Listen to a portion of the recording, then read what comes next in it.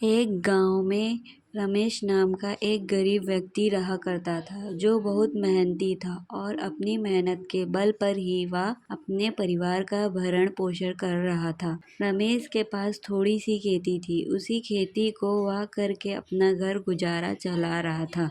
खेती में उतना कर लेता था कि वह अपने परिवार का पेट बड़ी आसानी से भर सकता था। और उसी गांव में एक अमीर शहजादा रहा करता था। शहजादे की प्रत्येक संपत्ति उसके पास थी, खेत खलियान संपत्ति भी उसके पास में खूब सारी थी। बेशुमार धन दौलत सब कुछ था उसके पास। जितना बड़ा उसका खजाना था उतना ही छोटा उसका दिल था। वह मजदूरों से खूब काम तो करवाता पर पैसे के नाम पर उन्हें कम पैसे ही देता और साथ में उन्हें जिल्लत ए दुत्कारता भी था। वह बहुत बड़ा कंजूस व्यक्ति था, पर क्या करे, गरीबी के हालात ने मजबूर कर रखा था। आधा गांव उसके खेत खलियान में ही काम करता था।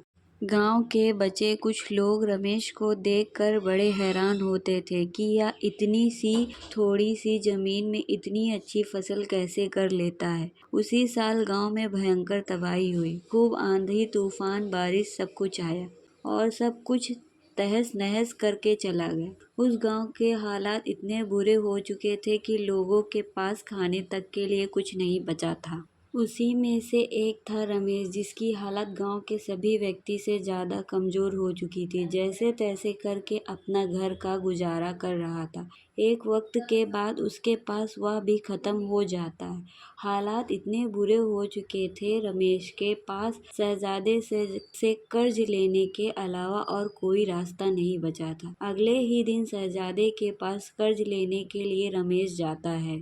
शहजादे ने रमेश की पूरी बात सुनी और उसके मन में लालच जागा। क्योंकि वह पहले तो कंजूस था, तो उसने सोचा क्यों ना मैं इसे कर्ज देने से बेहतर कि मैं इसे अपने खेत में ही काम पर लगा लूं। क्योंकि अगर मैंने इसे कर्ज दे दिया तो यह कर्ज कहाँ से लौटा कर देगा। इसके पास तो इतना बड़ा खेत भी नहीं है।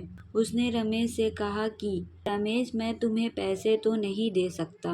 मैं तुम्हें अपने यहाँ नौकरी पर रख लेता हूँ और मैं तुम्हें सिर्फ 2,000 रुपये महीने का दूंगा। पर रमेश ने कहा कि जो दूसरे मजदूर लोग हैं वह काम कर रहे हैं तो उन्हें तो 3,000 मिलता है और ऊपर से 2 गेहूं की बोरी भी अलग से दी जाती है। शहजादे ने कहा कि देखो रमेश, मुझे दूसरों से मतलब नहीं है।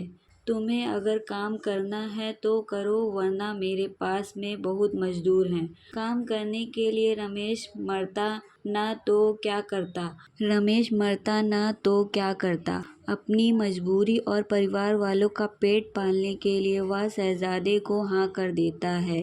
रमेश के जाने के बाद शहजादा बहुत खुश होता है और सोचता है कि अब मैं इससे खूब काम करवाऊंगा, क्योंकि इसके किस्से मैंने सुने हैं और इसे ऊपर से पैसे भी कम देने पड़ेंगे। मुझे तो डबल फायदा होगा। अगले ही दिन से रमेश शहजादे के यहाँ पर नौकरी करने लगता है। रमेश खेतों में खूब मेहनत करता और उसकी मेहनत के बल पर उसने 6 महीने का काम सिर्फ 4 महीने में खत्म कर दिया। जब यह बात शहजादे को पता चली तो बड़ा खुश हुआ, लेकिन उसके अंदर बेईमानी का ईमान डगमगा गया। उसने सोचा जब इसने मेरा काम 6 महीने का 4 महीने में कर दिया तो क्यों ना मैं 2 महीने के पैसे बचा लूं और मैं इसे मना कर देता हूँ कि अब मुझे तेरी जरूरत नहीं। जब तेरी जरूरत पड़ेगी तब मैं तुझे वापस अपने पास बुला लूंगा, पर अभी तू यहाँ से चला जा। जब रमेश अपने तनख्वाह लेने के लिए जाता है